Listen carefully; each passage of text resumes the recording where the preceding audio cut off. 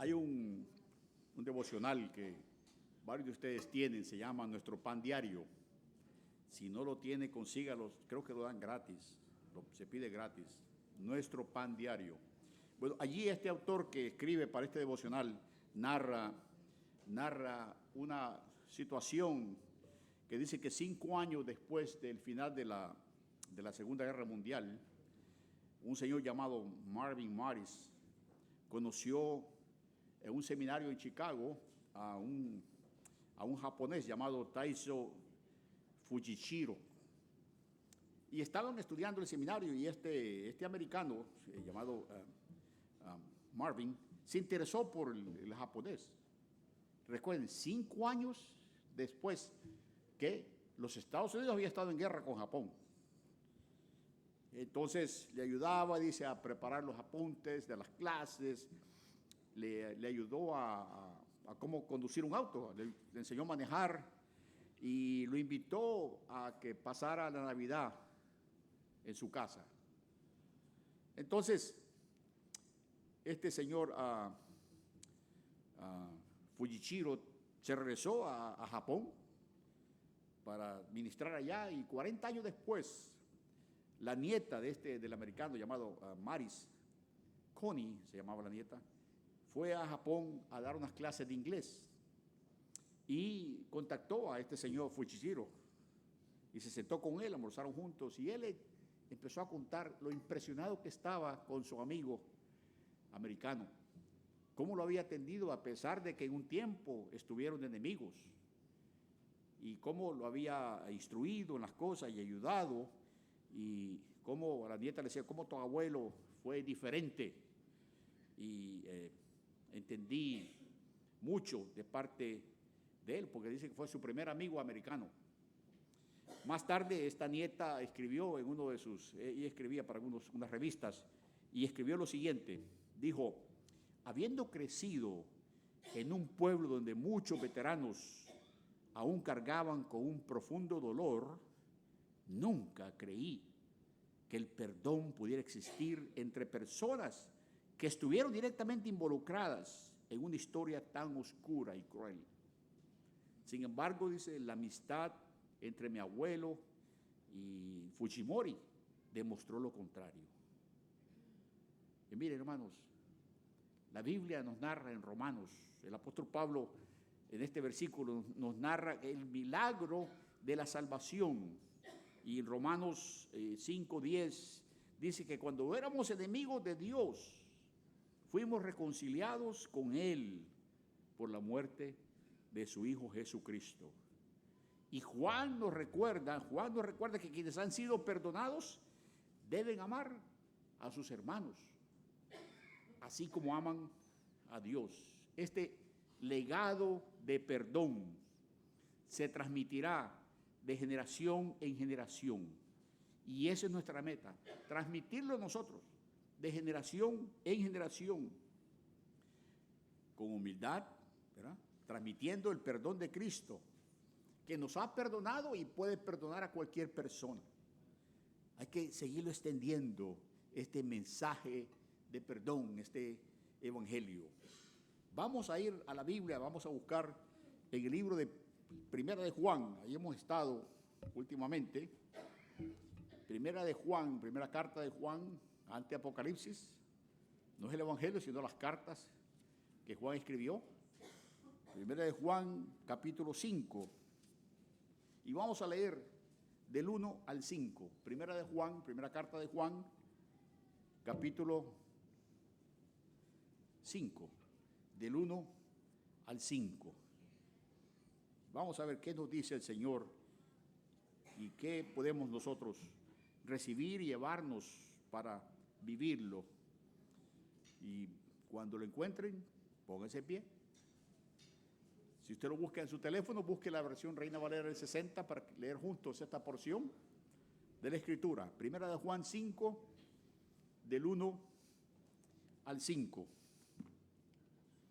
Y dice así la palabra del Señor.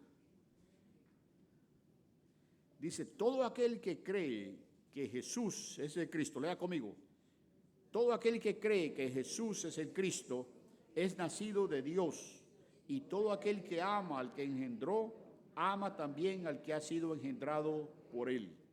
En esto conocemos que amamos a los hijos de Dios, cuando amamos a Dios y guardamos sus mandamientos.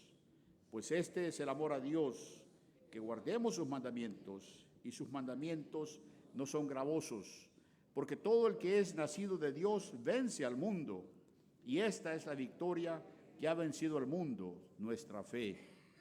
¿Quién es el que vence al mundo, sino el que cree que Jesús es el Hijo de Dios? Acompáñenme a orar y quiero incluir a mi esposa en esta oración, que ella se lastimó, parece que es una costilla, y fue al viaje con su hermana y vino un poquito peor. Señor, gracias por esta palabra, Señor, gracias porque tú nos vas indicando y nos vas hablando a través de tu palabra y a través incluso de circunstancias en la vida. Ayúdanos a entender lo que tú quieres decirnos hoy. Y pido por mi esposa que pueda sanar, Señor, ese problemita que tiene, parece que una costilla. Dirige al médico que la va a ver mañana y que pueda ella estar de regreso en sus funciones normales. En el nombre de Jesús. Amén. Pueden sentarse, hermanos. Gracias. Este versículo primero, ¿verdad?, que dice, todo aquel que cree que Jesús es el Cristo es nacido de Dios. Y todo aquel que ama al que engendró, ama también al que ha sido engendrado por él. ¿Por qué debo amar yo a mi hermano o a mi hermana? ¿Por qué? Vamos a ver por qué. Porque lo dice la Biblia. Mire, la misma carta de Primera de Juan, yendo un poquito más atrás, el capítulo 4, versículo 7, dice, amados, amémonos unos a otros, porque el amor es de Dios. Todo aquel que ama es nacido de Dios y conoce a Dios. Hermanos y amigos, aquí estamos hablando de un amor divino, no es un amor humano. El amor humano es traicionero, ¿verdad? El amor humano se queda corto. El amor humano es como una veleta, da la vuelta. Y escuchamos personas que dicen, oh, ya no amo a fulana, o ya no amo a fulano. Ese es el amor humano, limitado. A veces hasta perverso, porque hay personas que, así como aman, también así odian, cuando dan la vuelta, ¿verdad? Cuando alguien les hizo mal, no solamente dejan de amarlos, sino que empiezan a odiarlos. Ahora, esta parte aquí es importante entender que, aunque el creyente pensamos que no se merece nuestro amor, porque sí es cierto que tenemos hermanos y hermanas que a veces son un poquito difícil de amar. Su comportamiento a veces no es el mismo estilo de nosotros, pero no estamos de acuerdo en lo que hizo, lo que dice, y nos cuesta amar, pero aunque no se lo merezca, sabe que la Biblia nos llama a amar. A amar. Pero fíjense que no vamos a amarles con un amor humano, sino que vamos a amarles así como Dios nos ama a nosotros, así como Dios lo ama a él o a ella, que estuvo dispuesto, ¿verdad?, a venir aquí, Cristo Jesús, aunque siendo pecadores, terribles pecadores, vergonzosos pecadores, aún así, Cristo murió por nosotros. Aún así. Entonces, vemos que todos los que aman al Padre deben amar a sus hijos también. Hágase un examen usted ahora mismo y yo me voy a hacer el mismo examen. ¿Cómo? Si podríamos decir un termómetro de amor, ¿cómo nosotros amamos a Dios? ¿Lo ama usted intensamente, así como la palabra nos manda? Dios a su pueblo le decía, bien enfático, ama al Señor tu Dios. ¿Cómo? Con todo tu corazón, ¿verdad? ¿Qué más? Con toda tu mente, con todas tus fuerzas. ¿Ama así al Señor usted? ¿Dónde llega usted de una escala del 1 al 10? ¿Está acercándose al 10? Creo que ninguno estamos en el 10. Ninguno podemos estar en el 10. Pero usted puede estar cerca del 10. Y si usted está como en el 5, propóngase subir al 6 y después al 7. Y pídele al Señor que lo ayude a amar a los hermanos. ¿Qué incluye los hermanos? Pues a veces pensamos, bueno, los hermanos de la iglesia. Pero dentro de la iglesia hay otros hermanitos y hermanitas que están viviendo con usted en su casa. Sus hijos, su esposa. Quizás usted tiene algún suegro, algún abuelo, alguna tía, algún pariente que está cerca de usted en su casa. Bueno, allí es donde hay que practicar esto, porque el amor por los hijos de Dios no solamente es un sentimiento o una simple expresión verbal. Yo te amo. Como dice, llega un par de ancianos del pastor. La ancianita se quejaba de que el esposo no la amaba ya. Y el pastor le dice, bueno, ¿por qué? ¿Qué pasó? Explíqueme, déme la versión suya y después voy a escuchar la versión de él. Y la señora decía, es que él no me ama, mire, ya no me siento amada. Hermano, ¿y usted por qué su esposa se queja así? Pastor, le dice, es que el día que nos casamos, yo le dije que la amaba y ya.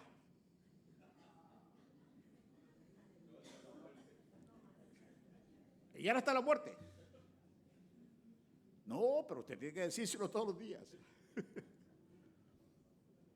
No falta, ¿verdad? A veces en la familia esa expresión verbal de cariño. Hay algunos que necesitan escuchar palabras. Hay otros que necesitan algo un poquito más tangible. Flores, chocolates en el día que no es de San Valentín. ¿Verdad?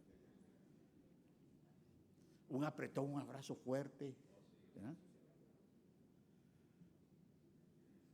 Y todo lo demás de ahí en adelante que usted le pueda dar, está bienvenido. Entonces, la expresión de amor en la familia, pero ahora pongámoslo en la iglesia, ¿verdad? En la iglesia hay más decoro, hay más respeto, pero debemos también expresarnos amor entre nosotros. Y miren, a veces, con esto de que a veces hay personas que dejan de venir, tengamos cuidado cómo usted le expresa amor, porque a veces le decimos, pero fulano, estás perdido. Eso le cae como un balde de agua fría, ¿no? A la gente, ¿no? Oye, había dejado de venir 3 semanas y mira cómo me reciben, acusándome de que ando perdido. Por poco le dice, fulano, estás en la carne, ¿qué te pasó? No es la manera de dar la bienvenida, ¿no? Usted quizás exprese con una pregunta, hermano, no te veía hace tiempo, ¿estás bien? Perdona que no me había dado cuenta que estabas fuera de aquí.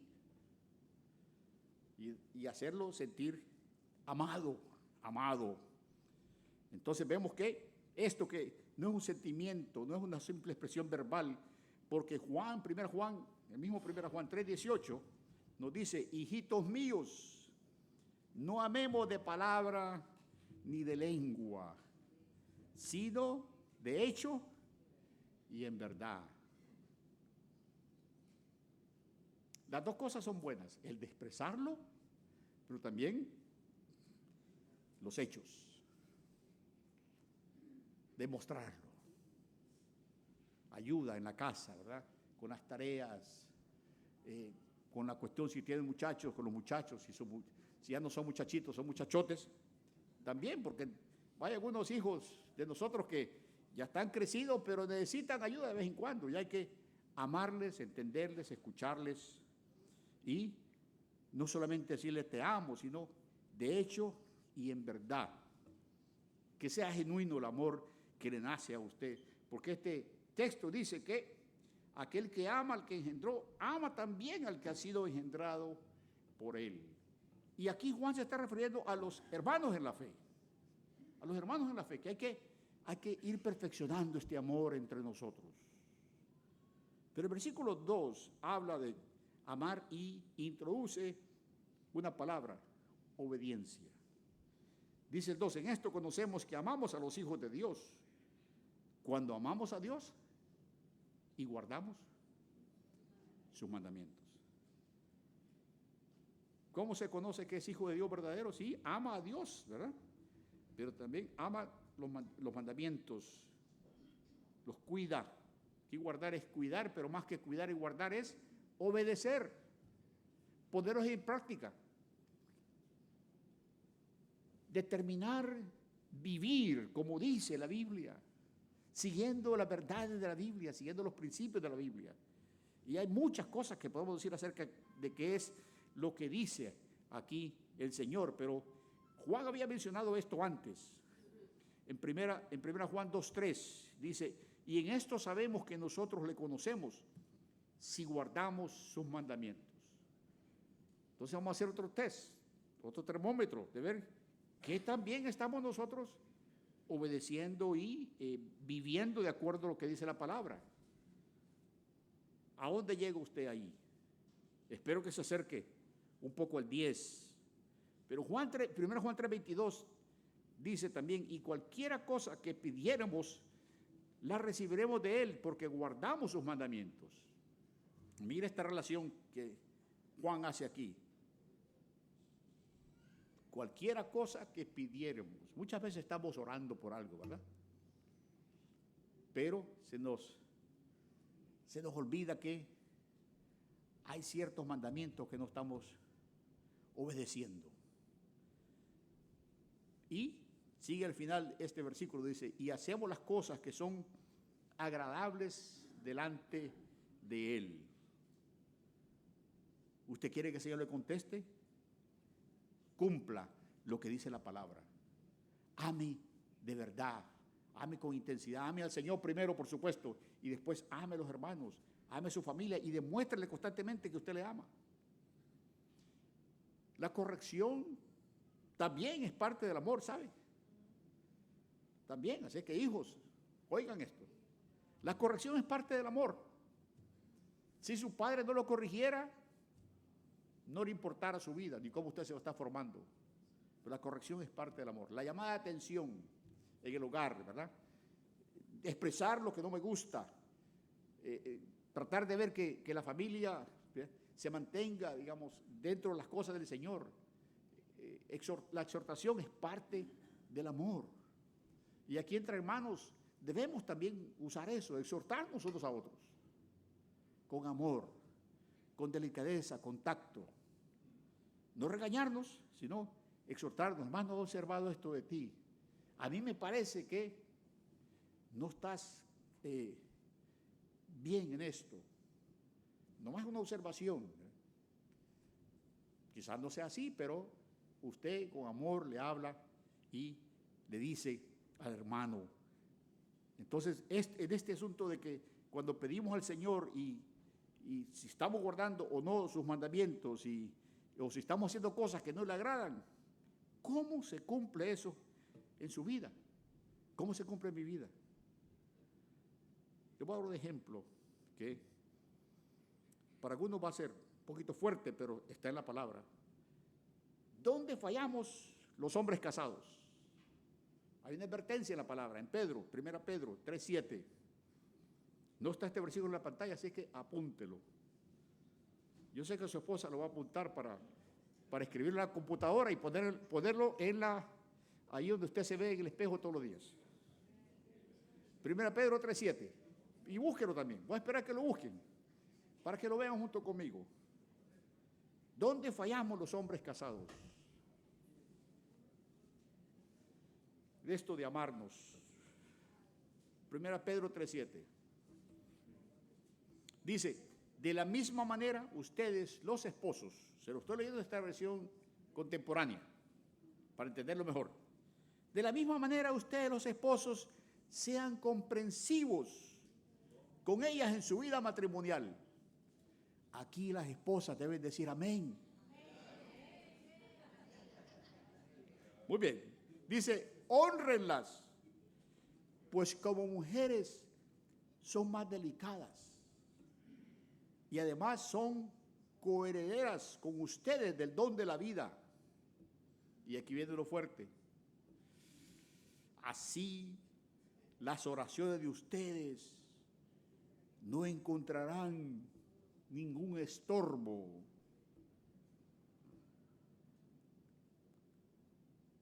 Cuando yo leo este versículo, yo llego a la conclusión que les he dicho antes.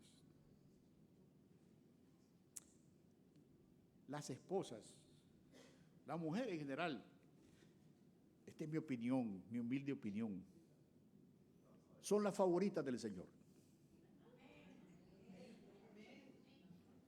Esa es mi opinión. Nosotros los hombres tenemos que tener cuidado de cómo tratarlas. Dice, ¿cómo? Delicadas, ¿verdad? Como vaso frágil. Como coherederas, estamos al mismo nivel. Miren que aquí no, el apóstol Pedro no pone al hombre encima, ¿verdad? Dominante. No. Al mismo nivel. Sumiso al Señor.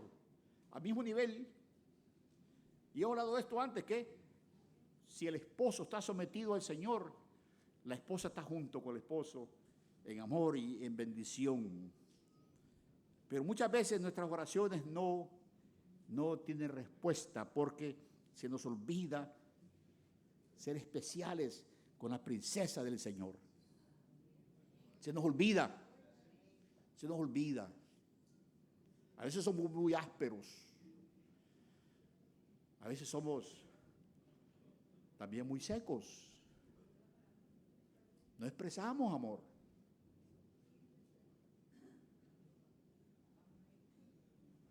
No la sacamos a comer afuera. Sí, pastor, yo la saco al patio. No. Aunque sea el McDonald's.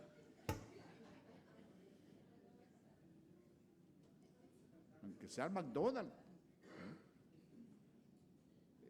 Esas cositas, esos detalles. Miren, los hombres tenemos que ser detallistas. A la esposa le gusta el detalle.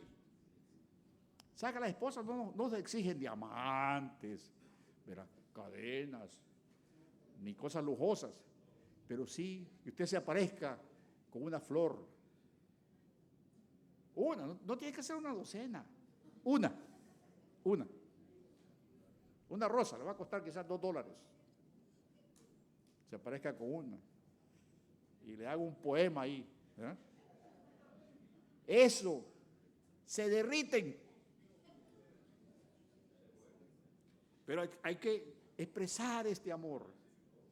Miren, con los hijos igual, hermanos. Con nuestros hijos igual. Hay que sorprenderlos con algo.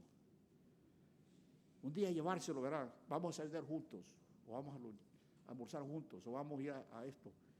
Y no tiene que ser de estarles comprando cosas, sino de pasar tiempo con ellos y expresarles amor. Si están chiquitos, aunque estén grandes, revolcarse con ellos en la cama, ¿verdad? Hacer ellos lucha libre ahí. Eso es parte de expresar el amor. Ahora, eso lo hacemos en la familia, ¿verdad? Eso no lo podemos hacer aquí en la congregación. Pero esta parte hay que tomar en cuenta. Apunte ese versículo, 1 Pedro 3:7.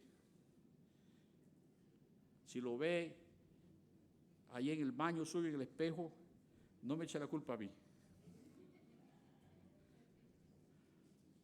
Entonces, vamos a ir a otra parte, que hasta dónde debe llegar nuestro amor por los hermanos, según lo que estamos viendo, la porción está de 1 Juan.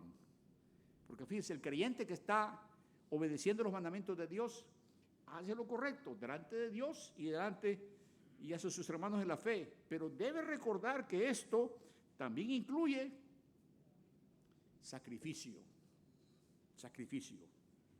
1 Juan 3:16. ¿Se acuerda de que Juan escribió el versículo más famoso de la Biblia? Juan 3:16. Bueno, en su primera carta, en el 3:16, sucedió que se parece mucho a aquel. Dice, es el 16-17 que lo voy a leer. Dice, en esto hemos conocido el amor, en que Él dio su vida por nosotros. Y aquí viene lo del sacrificio. Así también nosotros debemos dar nuestra vida por los hermanos. 17. Pero ¿cómo puede habitar el amor de Dios en aquel que tiene bienes de este mundo y ve a su hermano pasar necesidad y le cierra su corazón?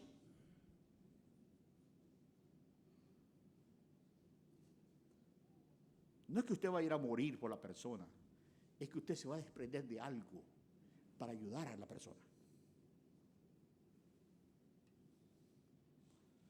Ven cómo ya va, es un amor sacrificial. Y está hablando para los hermanos en la fe. Todos pasamos por necesidades, ¿verdad? Necesidades económicas.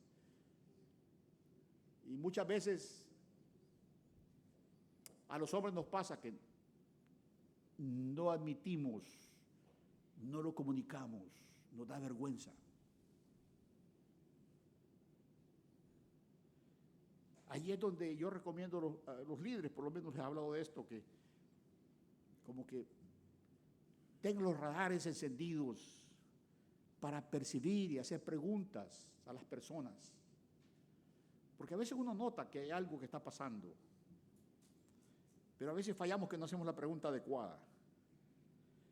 Y así vamos cuidándonos a cada uno de nosotros, pero esta parte es de dar algo de nuestra vida al otro hermano, porque el otro hermano le hace falta. Así vamos a demostrar, ¿verdad?, que el amor de Dios está en nosotros. Y muchas veces va a ser de sacrificio, porque cada uno tenemos nuestro presupuesto y nuestras demandas, la carga financiera es fuerte. ¿Cuándo fue la última vez que nos desprendimos así por fe para ayudar a un hermano en su necesidad? Practiquémoslo, y les he dicho varias veces que cuando usted recibe un texto, hay que orar por el hermano que tiene esta necesidad. Usted hace la pregunta, ore primero y pregúntele al Señor, Señor, ¿cómo yo puedo ayudar? Ayudar, sea monetariamente, pero también ayudar quizá llamando al hermano y orando por él también, visitándolo, animándolo, proveyendo algo para su necesidad. Me gusta el concepto de cuando en algunas iglesias americanas, la iglesia donde va mi hija y mi yerno, practican esto muy bien. Yo quisiera que aquí un día lo hiciéramos así. Cuando alguien se enferma y pasa una necesidad, aunque la persona esté bien económicamente, aunque la persona puede ordenar comida y no hay problema, los hermanos hacen una lista para proveerle comida en esos días para que no tengan que cocinar ni andar buscando comida y no se salga de su presupuesto. Entonces lo hace de una manera tan organizada, a mí me impresiona. Bueno, tenemos estas familias, ¿quién puede ayudar? Yo voy a cocinar y se la voy a llevar, o yo voy a pasar a buscar comida.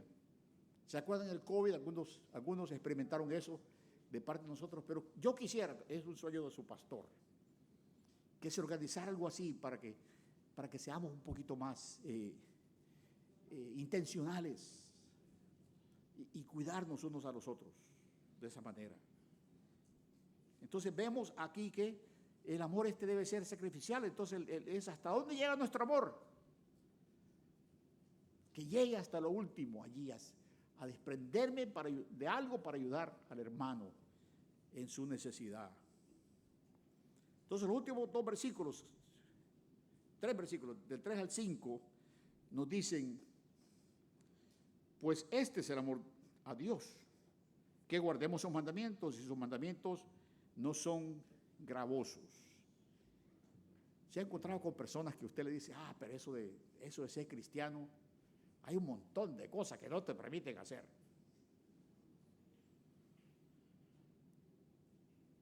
No hay una lista de cosas que no va a hacer. Usted venga a Cristo y Cristo le va a ir cambiando a usted. Y nosotros como hermanos ya experimentados tenemos que tener paciencia con las personas también. Que sea Cristo el que los cambie y no usted ni yo como pastor. Invitémoslo a que tome un discipulado, animémoslo con la palabra de Dios y oremos por él, que Cristo lo quiere cambiar y que él vaya cediendo las áreas de su vida para experimentar el cambio de Jesucristo, de manera que no piense que esto del evangelio, estos mandamientos son una carga. No, es una bendición llegar a ser cristiano, es una bendición haber recibido a Cristo, es una bendición y todos ustedes lo saben. Pero muchas personas allá afuera que piensan que nos van a imponer una carga, una serie de cosas que hay que cumplir. No, no es una imposición, no. Mira este versículo, Mateo 11:30.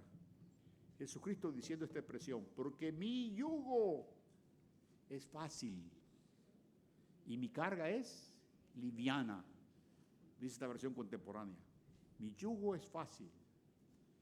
En ese capítulo está diciendo que todos los que estén trabajados, cansados, cargados, que vengan a Él, ¿verdad? Y esta expresión que su yugo es fácil, mucha gente no lo entiende. Piensa que la vida cristiana es tediosa, de muchos reglamentos. No, el yugo es fácil porque lo interpreta, lo compara, y hemos dicho esto antes, lo compara a lo que se usa en el campo todavía en nuestra América, cuando ponen dos bueyes a arar la tierra, a romper la tierra. El yugo es aquella cosa de madera que une a los dos bueyes. Entonces, van andando parejo, van ganando aquel pico que va rompiendo la tierra parejo. Cristo no nos está diciendo, delen, vivan ustedes, esfuércense. No, aquí le está diciendo que yo voy contigo. Estoy apareado, creo que le llaman a eso. Estoy amarrado contigo. Vamos en la vida y yo voy a estar contigo. Y te voy a ayudar. Eso es lo que hace fácil la presencia de Cristo en nuestra vida. Hace las cosas difíciles, las convierte y las hace fácil. A veces no las convierte totalmente, porque también Dios tiene un proceso que nos quiere hacer pasar para que maduremos, para que aprendamos algo. Eso también es parte del yugo.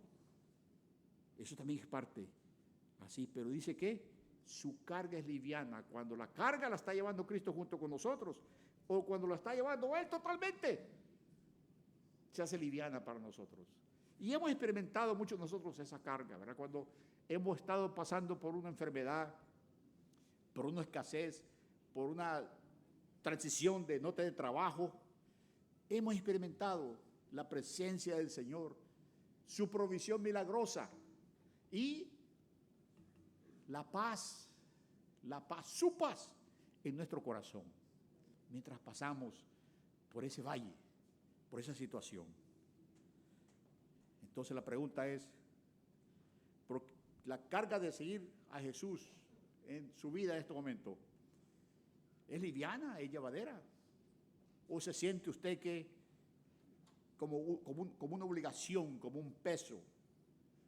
No, mire, el principio de tener una vida victoriosa, según estos versículos, está en que cada creyente que es nacido de Dios tiene la vida victoriosa porque Jesús está en su corazón. Y mire lo que dice acá el versículo 4, dice, porque todo lo que es nacido de Dios vence al mundo. Y esta es la victoria, dice, que ha vencido al mundo, nuestra fe. Pero no es la fe que usted va a tener para hacer las cosas en la vida, sino que es la fe que usted va a tener en que Cristo ya hizo todo por usted. Y Cristo le da la victoria cada día. Ese es el tipo de fe que vence al mundo. Recordemos esto de el mundo. Dice 1 Juan 4:4, dice, hijitos, vosotros sois de Dios y los habéis vencido, porque mayor es el que está en vosotros que el que está en el mundo. ¿Quién está en el mundo? El mundo está, el enemigo nuestro, el enemigo de Dios, es Satanás, está en el mundo y maneja el mundo para que nos desoriente, nos desanime, nos distraiga de ver a Cristo. La fe del creyente es es la que regenera la vida y nos da esa victoria del sistema del mundo que está regido, que está manejado por Satanás, cegando el entendimiento de las personas. Mire cómo en 2 Corintios 4, 3 y 4 lo menciona, dice: pero si nuestro evangelio está aún encubierto, entre los que se pierden está encubierto, en los cuales el Dios de este siglo cegó el entendimiento de los incrédulos, para que no resplandezca la luz del evangelio de la gloria de Cristo, el cual es la imagen de Dios. El diablo trabaja duro, y yo creo que cuando el diablo ve todo lo que está pasando en el mundo, dice: tengo que apurarme, porque Cristo viene. Él sabe que Cristo viene, no sabe cuándo, pero está alando a la gente que se distraiga, que no vean a Cristo. Hay gente que usted invita, trata de hablar con ellos y no se dejan. Están cegados por el diablo. Hay que seguir orando por ellos. Este versículo 5 dice: ¿quién es el que vence al mundo? Sino el que cree que Jesús es el Hijo de Dios. Es el que vence al mundo. El creyente es conquistador del mundo por medio de su fe en Cristo, no por sus fuerzas, no por su inteligencia, no por su astucia, sino a través de Cristo, porque Cristo venció al mundo en la cruz. Entonces, el secreto de una continua victoria, ¿cuál es entonces? Es la fe depositada en Jesucristo, que nos hace ser obedientes a su palabra, a sus mandatos. Ame a Dios, pero también la señal de que usted ama a Dios verdaderamente es que usted quiere obedecer al Señor, que usted quiere obedecer lo que dice la Biblia. Termino con esta ilustración. En el año 43, una señora llamada Etta Schober escribió un libro que se llamaba Paris Underground, París subterráneo, la ciudad de París subterráneo.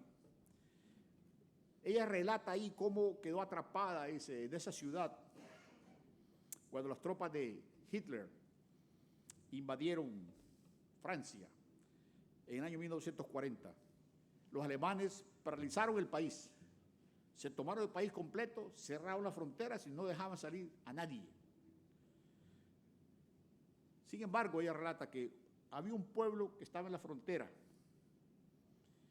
que pasaba al lado, lo que no busqué qué frontera es, pero los lugareños ahí habían abierto una puerta al fondo del cementerio para salir al otro país, y la tenían escondida de los alemanes. Resulta que ese pueblito iba disminuyendo la cantidad de gente que vivía ahí. Se moría mucha gente y hacían un entierro, y todos los que entraban al cementerio no salían del cementerio, salían por la puerta de atrás que ellos habían abierto para escaparse de los nazis, hasta que los nazis se dieron cuenta. Bueno, y aquí ya no camina gente. ¿Qué pasó? ¿Dónde está la gente? No puede estar encerrada en su casa todo el mundo. Y empezaron a catear las casas y todo, y vieron que no había nadie, se habían ido rápidamente y se acordaron. La gente va al cementerio, al entierro, y no regresan. Lo descubrieron y, por supuesto, cerraron el muro. Pero miren, cuando Jesús murió en la cruz, Él cargó con la culpa de nosotros y pagó el precio por nuestro pecado, dice la palabra, ¿verdad? Y es la experiencia nuestra. Al resucitar de la tumba, es como que Él abrió la puerta de atrás del cementerio que el diablo tenía controlado. Dijo: por aquí salgan por aquí. Yo soy la puerta, dice la Biblia, yo soy la puerta. Jesucristo es esa puerta de salvación. Es Jesucristo. Entonces, aunque seamos peregrinos aquí en esta tierra de los muertos, nosotros no nos quedamos en esta tierra de los muertos. Nosotros seguimos caminando, aunque caminemos este valle de sombra de muerte, llegaremos un día y Saldremos por esa puerta hacia la eternidad para vivir con Él en los cielos. Juan 5:24 dice, de cierto os digo, el que oye mi palabra y cree al que me envió, tiene vida eterna. Y no vendrá condenación, sino que ha pasado de muerte a vida. ¿Cómo está su condición? ¿Está usted solamente pensando que este mundo aquí se acaba todo y que no hay nada más después? Le estoy hablando a usted que está aquí y a usted que está en el canal. ¿Qué piensa usted de la vida? Quizá usted ha escuchado que hay vida después de la muerte, pero usted no está seguro de que cuando muera va a ir al cielo. ¿O sí? ¿Quiénes están seguros cuando mueran van al cielo? Gloria a Dios. Y les pido así que levanten la mano para que el canal vea, ¿verdad? La gente del canal vea que nosotros estamos seguros que vamos al cielo porque hemos confiado en Cristo y porque hemos creído, como dice este versículo, hemos creído su palabra.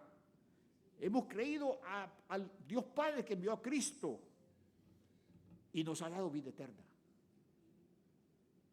Y esa vida está en el Hijo, el que cree el Hijo de Dios. Vamos a orar. Si usted no está seguro de dónde va a pasar la eternidad, de que cuando muera usted no sabe dónde va a ir, hoy se puede asegurar. Dios le ama y Dios envió a Cristo a morir en la cruz por sus pecados para perdonarnos y darnos la entrada al cielo. Cristo quiere darle a toda la humanidad el regalo de la vida eterna. ¿Quiénes lo aceptarán? ¿Quiénes le dirán, Señor, dámelo a mí? Creo en ti, confieso mis pecados, necesito tu perdón. Si usted, que está aquí o en el canal, reconoce que necesita el perdón de Cristo para sus pecados y quiere recibir el regalo de la vida eterna, levante su mano. Aquí o en el canal. En el canal no lo voy a ver, pero usted levante su mano delante de Dios porque Dios le ve. Levantar la mano es el indicativo que usted quiere que lo rescate el Señor. Agarrarse la mano de Cristo para que le salve, le perdone sus pecados y se lo lleve al cielo cuando usted parta de este mundo. Repita conmigo esta oración de salvación. Señor Jesús, gracias por morir en la cruz por mí. Reconozco que he pecado. Necesito tu perdón. Dame el regalo de la vida eterna. Quiero seguirte y ser tu discípulo por el resto de mi vida. Amén. Si usted ha orado esta oración, levante su mano. Quiero hacer otra oración por usted. Ahí en el canal quizá usted ha orado. Hay un teléfono al final. Llámeme a ese teléfono y conversar y ayudarle en la vida cristiana. Gracias, Señor, por las decisiones que hay hoy. Te pido que les bendigas, que les ayudes a entender que cuando reciben a Cristo son salvos por la eternidad. Y tú también nos ayudas a vivir aquí en esta tierra. Nos orientas, nos capacitas, nos provees. Y estás con nosotros, vas caminando con nosotros en cualquier circunstancia que nos suceda. Pero sabiendo que todo aquí es temporal, que tú nos diseñaste para vivir contigo por la eternidad. Estamos de paso, Señor. Somos peregrinos aquí. Nuestro hogar está en los cielos, de donde esperamos al Señor Jesucristo. Oramos todo esto en el nombre de Jesús. Amén. Que Dios les bendiga, hermanos.